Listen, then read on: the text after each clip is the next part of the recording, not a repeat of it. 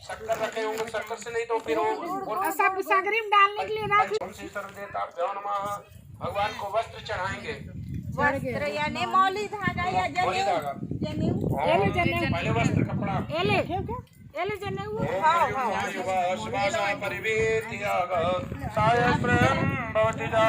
ओम श्री गंगाधराय नमः। उपवस्त्र चढ़ा देंगे, कपड़ा होगा तो छोटा टुकड़ा। धूप दिखाइए, धूप अगरबत्ती।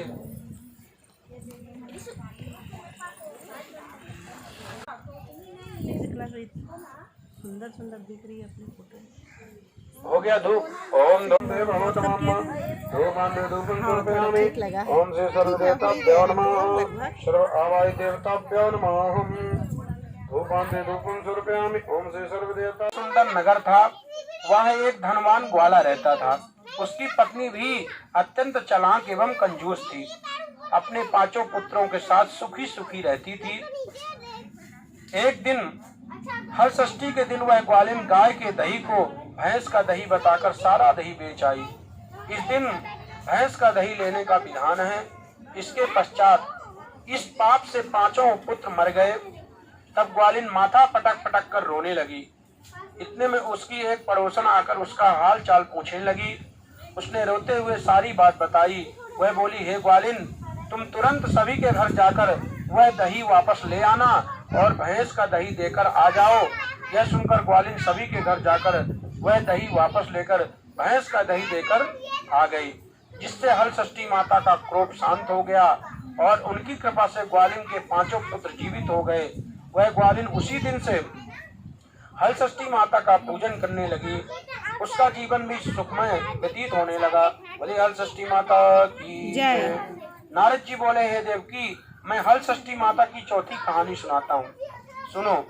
दक्षिण दिशा के पहाड़ों के बीच सघन वन में एक गांव बसा हुआ था। उस गांव में एक धनी भीलनी निवास करती थी। उस भीलनी के एक दासी थी जो बड़े सुंदर स्वभाव की थी। उसके 2 सुंदर रूपवान बालक थे तथा मालकिन भीलनी के 5 लड़कियां थी। भीलनी दासी के दोनों के लड़कों को बहुत प्यार करती थी। इस प्रकार भादो मास के छठ को भीलनी ने दासी को जंगल में लकड़ी लाने को भेज दिया। दासी लकड़ी लाने जंगल में चली गई। इधर उसके बच्चे के गांव के लड़कों से झगड़ा हो गया और उन्होंने दासी के बाहर ले जाकर वापस चली आई और जला दी और अर्थी लाकर घर वापस आई। उधर दासी वन में लकड़ी लेकर वापस चली तो एक नदी के किनारे मुनि के आश्रम में 5 स्त्रियां पूजा करते हुए पूजा कहानी पूछा और अपने बच्चों को कल्याण के लिए माता से प्रार्थना की कि हे माँ, मेरे बच्चों को सदा दीर्घायु करना और मैं सदा यह व्रत करते रहूंगी। वह लकड़ी लेकर वापस आई तो गांव के समीप पहुंचकर देखती है कि उसके दोनों बच्चे खेल रहे हैं। उसने दोनों बच्चों को प्रेम से गोदी में उठा लिया और अपने घर आने से कहा। मालकिन भीलनी यह देखकर चकित होकर पूछा तो दासी ने माता के व्रत की कहानी सुनाई, सब हाल सुनाया। माता के व्रत के भाव से देखकर मालकिन भी उस दिन से संकल्प लिया और हल षष्ठी माता की कहानी करने लगी, कथा करने लगी। बोली हल षष्ठी मैया जय। माता की 5वीं कहानी सुनाता हूँ, ध्यान से सुनो। दक्षिण दिशा में एक उसकी पत्नी भी बड़ी उत्तम स्वभाव वाली थी। उसके पूर्व जन्म के पाप। उसकी रानी का नाम स्वर्णा था। उसके हस्ती नाम का एक प्रतापी पुत्र था जिसने अपने नाम से हस्तिनापुर बसाई थी। एक दिन राजा का लड़का अपनी धाय के साथ गंगा स्नान को गया। वहां उसे एक ग्राह ने निगल लिया। यह सुनकर स्वर्णा अत्यंत दुखी हुई और उनसे क्रोध में धात्री के पुत्र को भी भाड़ की धधकती अग्नि में डलवा दिया। धात्री पुत्र शोक को निर्जन वन में जाकर वह शिव मंदिर में पार्वती गणेश जी की पूजा करने लगी। वह प्रतिदिन धान तथा महुआ खाया करती थी, समय व्यतीत करती थी। व्रत के प्रभाव से भादो मास के कृष्ण पक्ष के दिन उसका लड़का अग्नि से जीवित निकल आया। राजा रानी भाड़ से लड़के के जीवित निकलने को देखकर आश्चर्यचकित हो गए और पंडितों को बुलाया। पंडितों को उसके जीवित निकलने के कारण पूछने लगे। इस रहस्य को बताने के लिए शिव जी की आज्ञा से दुर्वासा ऋषि वहां पर आए।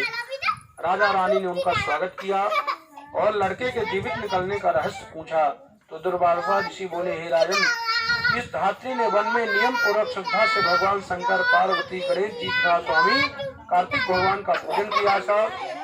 इसके प्रभाव से इसका लड़का जीवित निकल आया है। आप भी यह व्रत करोगे? राजा रानी दुर्वासा ऋषि को विदा करके ब्राह्मण के साथ लेकर धात्री पुत्र के पास गए। उसके पुष्पलाश के नीचे शिव जी का पूजन करते देखा। उसकी माँ धात्री मिला दिया। तब धात्री ने राजा को बताया कि आप भी भयभीत होकर जिस दिन से मैं वन में आई थी, इसी दिन से केवल वायु भक्षण करती थी और भगवान शंकर, पार्वती जी का पूजा करती थी और धान एवं महुआ खाया करती थी। एक दिन रात्रि में शिव जी ने स्वप्न में कहा कि तुम्हारा लड़का जीवित है, क्योंकि तुमने श्रद्धा एवं भक्ति के साथ पूजन किया है। तुम्हारी रानी भी इस तरह व्रत करेगी, उसका लड़का भी मिल जाएगा तथा उसके लड़के को भी होंगे। यह सुनकर राजा रानी ने श्रद्धा पूर्वक, भक्ति पूर्वक व्रत किया, जिसके प्रभाव से राजा का लड़का ग्राह से मुख से जीवित निकल आया। व्रत के प्रभाव के राजा और पुत्र हुए। उसके राजा सुख शांति आई। अनिष्ट दुर्मारी महामारी सदा के लिए समाप्ति हो गई। इन कथाओं को सुनकर देवकी ने नारद जी से और तथा युधिष्ठिर ने श्री कृष्ण से पूछा कि इसका विधान क्या है, व्रत क्या है। तब नारद जी, देवकी तथा कृष्ण जी ने युधिष्ठिर से कहा कि भादव मास के कृष्ण की पंचमी के दिन यह संकल्प करना चाहिए और एक बार भोजन करके तथा छठ के दिन घर की सफाई करना चाहिए। आंगन के गोबर को लीप कर शुद्ध करना चाहिए। नदी, तालाब या कुएं के जल में स्नान करके एक बार का धुला कपड़ा धारण करना चाहिए। सौभाग्य स्त्री को श्रृंगार करना चाहिए और दोपहर के बाद सुंदर था गौ का गोबर लीप कर चौका बनाकर हर भैंस के गोबर से मूर्ति बनाना चाहिए। कागज में घी और गोबर से मूर्ति बनाना चाहिए और सिंदूर मिलाकर मोती बनाकर पीढ़ा पर कुशा या पलाश के पत्ते के आसन पर स्थापित करना चाहिए। फिर पूरब मुख होकर पूजा करना चाहिए। पूजा के स्थान पर बच्चे के खिलौना अवश्य डालना चाहिए और पोता भी रखना चाहिए। कलश तथा गणेश की पूजा करना चाहिए। हल षष्ठी माता की पूजा करना चाहिए। तालाब बनाकर उसमें जल और देवता वरुण देवता की पूजा करना चाहिए। पूजा के अंत में महुए के पत्ते में जल में उपजे धान का भोजन करना चाहिए। खेत या हल चली धरती पर नहीं चलना चाहिए। पत्ते के जल के ऊपर धान का भोजन करे। खेत या हल चली धरती पर ना चले। इस विधि से नर नारी व्रत रखते हैं, उन्हें समस्त मनोकामना पूर्ण होगी तथा जीवन सुखमय होगा। व्यास जी के अनुसार इस व्रत के प्रभाव से हे देवकी श्री कृष्ण को पाया था। युधिष्ठिर ने द्रौपदी के व्रत की महिमा सुनकर बहु उत्तरा के साथ व्रत किया, जिसके प्रभाव से उत्तरा गर्भ मृतक बालक भी जीवित मिला, जिसका नाम परीक्षित पड़ा। इस विधान से जो भी नर नारी इस व्रत को करेगा, उसी देवकी तथा द्रौपदी के समान सुख पूर्वक रहेगा। उन्हें हर षष्ठी मैया जय हो हर षष्ठी माता की जय। व्रत कथा पूर्ण। जय हो हर षष्ठी माता की जय। भवामी सहितं नमामि। ओम जय ओंकार शिव ओंकार ब्रह्मा विष्णु सदा शिव नाथ महादेव हरधारी धारा। ओम कानन चतुरानन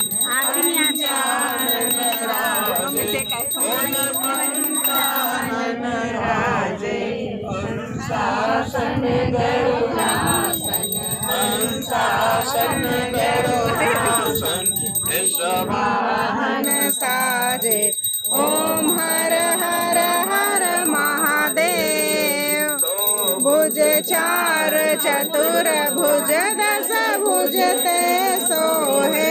भोले दस भुजते सोहे। तीनों जी का रूप निरखता त्रिभुवन जन मोहे। ओम हर हर हर महादेव। माला बनमाला मुंड माला धारी। भोले मुंड माला धारी। त्रिपुरारी कंसारी त्रिपुरारी कंसारी।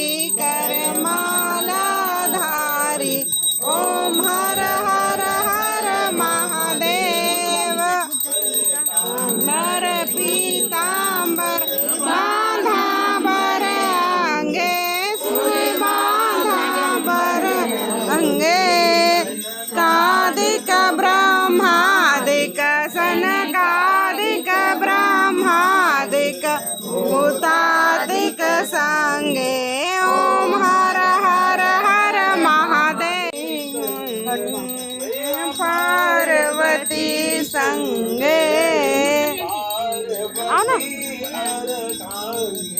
पार्वती अर्धांगिनी ओम हर हर हर महादेव मती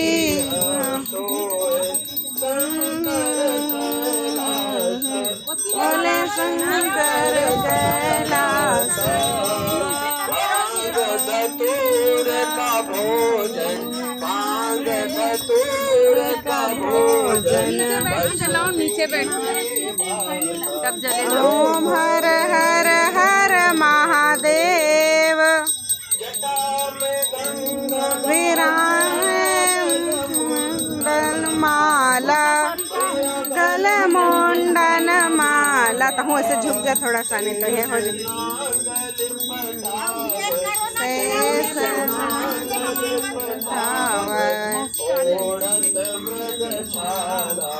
ओम हर हर हर महादेव समझ की आरती जो कोई नर गावे जो मन से गावे कहत शिवानंद स्वामी रटत भोलानंद ज्ञानी मनवांछित फल पावे ओम हर हर हर महादेव शिव ओमकारा बोले हर शिव ओमकारा ते मतवाला शिव ओढ़े मृग छाला शिव पीते भंग प्याला ऊपर जलधारा शिव पार्वती को प्यारा जामे गंगा विराज मस्तक चंद्र विराजत सरपन की माला ओम हर हर हर महादेव हर हर हर महादेव की जय हो की जय हो जय है षष्ठी माता मैया जय हर षष्ठी मैया संपत्ति की दाता सुख संपत्ति की दाता ओम जय हर षष्ठी मैया